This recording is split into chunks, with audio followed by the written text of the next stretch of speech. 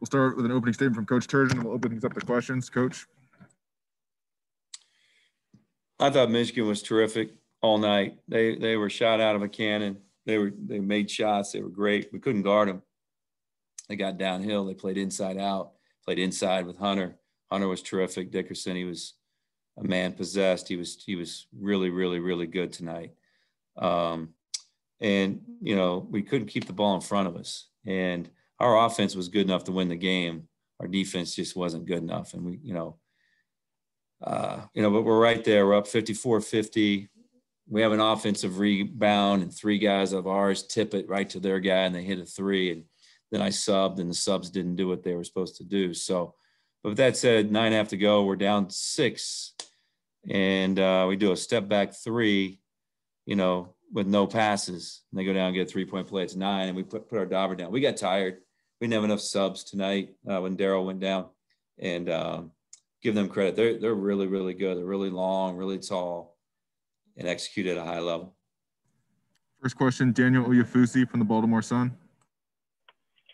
Hey, Mark. Do you have an update on Darryl's status? And you saw in the first half, there are about 4 technicals assessed. Dickinson looked to be looking at the bench a couple times. Just do you have any comment on that? I got no update on Darryl. He's on his way to the trauma center in Baltimore. His parents are going to meet him there. Surgeon's going to be there. We'll go from there. But I don't want to comment on something I don't know yet, and probably know in the next couple hours what the extent of the injury is. But obviously, he wasn't allowed to play in the second half, and he wanted to play, but he wasn't allowed to by the doctors. So, it was an emotional game. They were ready to play. They were terrific. You just got to give Michigan all the credit. And I think it all starts with Hunter Dickinson. He was phenomenal, and scored on the block, passed out of the block. Thought he was really good defensively. It was just one of those nights where it got emotional because both teams were, and you can hear a lot of, when there's no fans, everything's heard. Maybe there's a lot of fans in the building. Some of the stuff would have, went by, but it was just an emotional game, and Michigan was ready to play. They played terrific. Emily Giambalvo, Washington Post. Hey, Mark. Obviously Dickinson was playing really well, but what were the challenges in the paint today? And did you consider at all trying to play Chol more or getting him involved? Or, what's that thought process like when you're figuring that out? Well, Galen picked up 2. I gave Chol a chance. And then when I made my opening comment, I said we subbed in the second half and subs didn't do what they're supposed to do. That was kind of my, you got to figure it out as a reporter what I'm talking about. So, we are who we are right now. We got to figure it out. We got to figure out where we're going to go from here and figure out how we're going to play. And I thought we had things going in the right direction. I really did. And then Darryl, gets hurt. And, Michigan's ranked high. They played out of their mind, but we're right there, 54-50 in the second half. And we just ran out of gas. So we got to figure it out. Lila Bromberg, Testudo Times. Hey, Coach. You guys had been able to kind of stay under 10 turnovers for 4 straight games and then had 12 tonight. Just what about Michigan's defense? Do you think was kind of tripping the guys up, or do you think it's just kind of like sloppiness, like playing a faster pace? We give them credit. Give them credit. We started to hang our heads, about the 8-minute mark. I don't know how many turnovers we had after that, but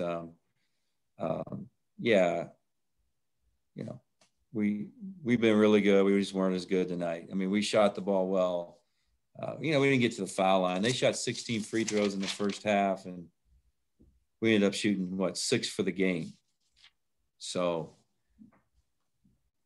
it is what it is. And kind of how much of a concern is it for you just how the team has been, shooting from a 3-throw line over these past couple games?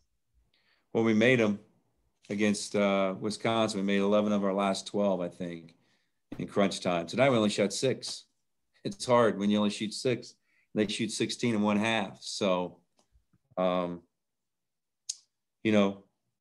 got to figure out how to get there more. And A lot of it was their defense. They were really good defensively, and a lot of it was we were able to get some open threes against certain lineups they were playing, and we were making them. We shot the heck out of it the first half. So, but you look at my teams over the years, we always get to the foul line. Tonight we didn't, so we got to work on that and get better with it.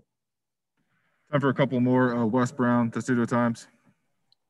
Hey, Coach. So obviously, Dickinson comes in tonight and he sort of plays sort of like you said, possessed. It seemed like it was a hometown kind of thing. Is there anything you were able to put in, I don't know, in the second half to try and limit him, or what was your approach sort of in guarding him tonight? Yeah, we doubled a little bit, but he's a terrific passer too now. And they scored against the double team a couple times, and a couple times he scored against the double team. There's two guys in there guarding him, and they were switching ball screens in the small lineup, and he got an offensive rebound against the guard. So he was terrific. I mean, he manhandled our guards in there, and we are who we are, and we got to figure out a way to guard with this lineup. I mean, I'm going to put the best players on the floor, and if they're all 6'6" or shorter, that's what we're going to do. But everything changed when Daryl got hurt. Everything changed. All right, so we were a thin team before. We became even thinner. Dante had to play the whole game. He was exhausted, and he was terrific. So there's a lot of things that need to be navigated between now and Monday. A lot of thinking, a lot of things going to go into it. But this league is phenomenal. It's just amazing basketball league. And I've played in a lot of leagues, but that was a heck of a team. I think the last two teams we played could be Final Four teams. I mean, they're just terrific, terrific basketball teams. Last question tonight, Alex Flum, WDVM. Hey, Coach Turgeon, I know you said some stuff you guys did good tonight, some stuff you guys didn't do well tonight, and you've been talking about these last few weeks, wanting to see improvement, wanting to see continued growth. Tonight after this game, are you feeling like they're still heading in the right direction, or even though they lost, or even though you guys lost, or you feel like you took a little bit of a step back? Well, Daryl's injury changes everything. We don't know if it's a day, if it's a week, if it's a month. We don't know.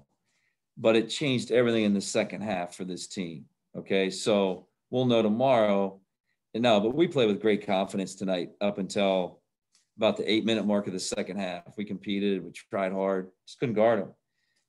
But, we guarded pretty well in the second half at Purdue. We guarded pretty well. We were getting better. We were really coming on. I mean, you don't win at Wisconsin if you're not getting better, guys. And we're up 54-50 against a team that was playing at an extremely high level.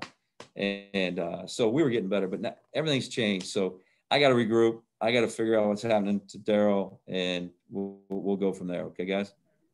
Thanks, Coach. Happy New Year. Thanks, Coach. Appreciate your time.